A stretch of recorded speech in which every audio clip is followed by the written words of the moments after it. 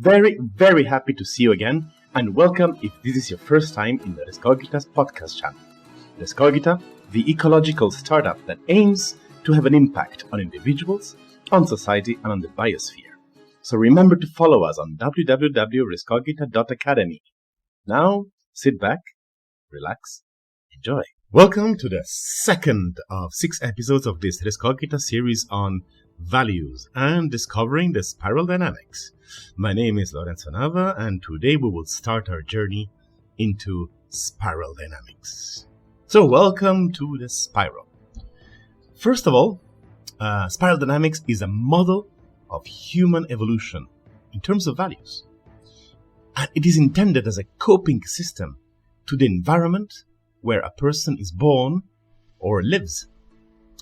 And every environment presents itself with a set of challenges that humans, in order to solve them and continue existing, develop behaviors and new sets of values. Now, I need your imagination for a second. I want you to imagine a double helix spiral. So, a spiral that starts from the bottom and grows to the top, becoming increasingly big. Just try to picture a tornado. And the meaning is that it gradually grows its radius from simple and basic problems at the very bottom that require simple and basic solutions up to more complex environments and more complex coping systems.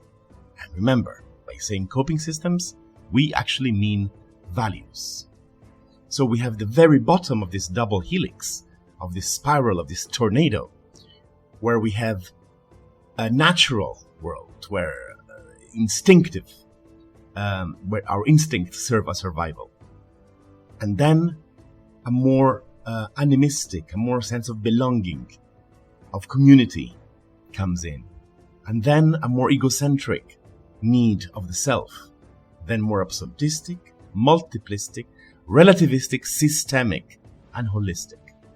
And this one grows in complexity, and the radius increases as we go up.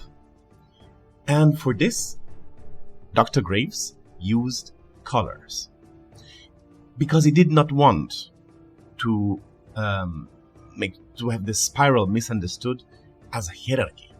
What he wanted was that each set of values / coping systems is right for the environment where it is.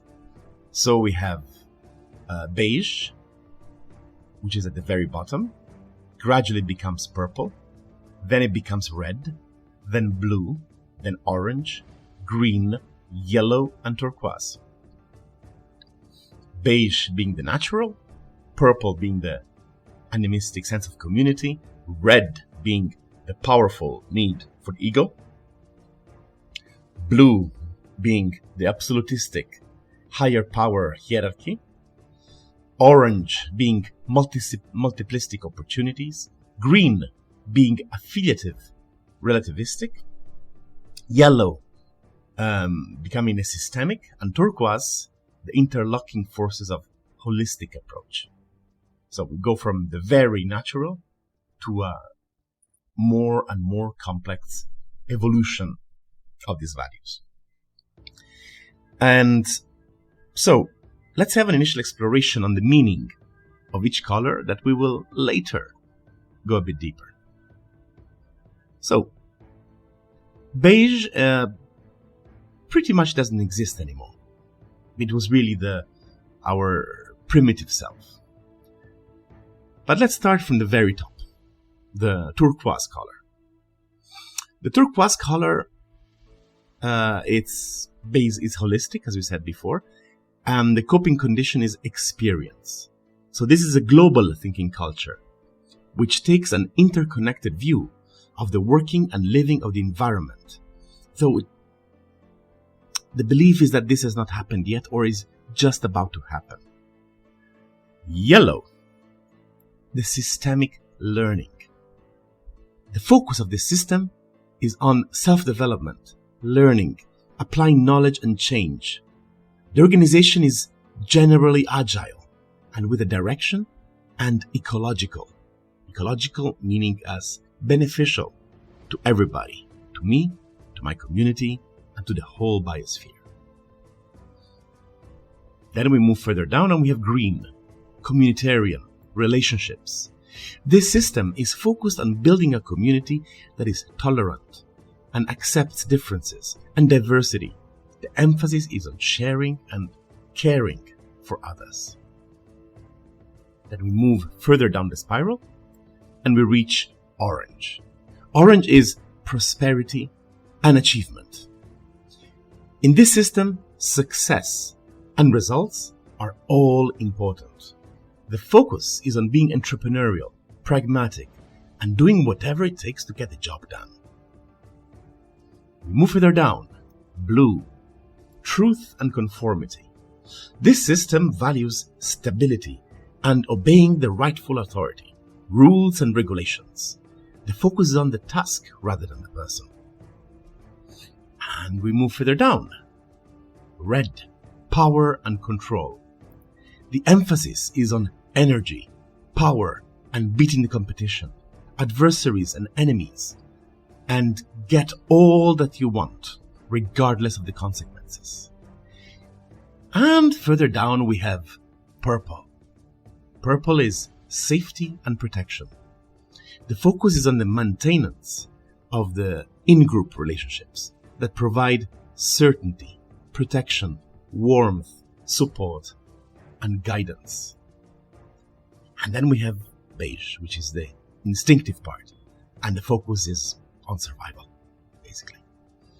So there are 8 levels of value systems coping with the existential problems of 8 environments humanity has known until now, and which keep on climbing up and down, up and down. Each level is more complex than the previous one, and less complex than the upcoming one. Probably this is why Claire Graves called this book The Never-Ending Quest. And we will never grow tired of repeating that more or less complex does not mean better or worse. Each value system is appropriate for the environment which generates it, because it finds solutions for the existential problems of that level and creates problems for the next one. And this is something we can see when we look back at our own human history, but that is for the next episode. Thank you very much for being with us today. I'm looking very much forward to hear your thoughts and impressions on this podcast. You're, of course, more than welcome to follow Rescogita on Facebook, on LinkedIn, YouTube, and of course our website, www.rescogita.academy.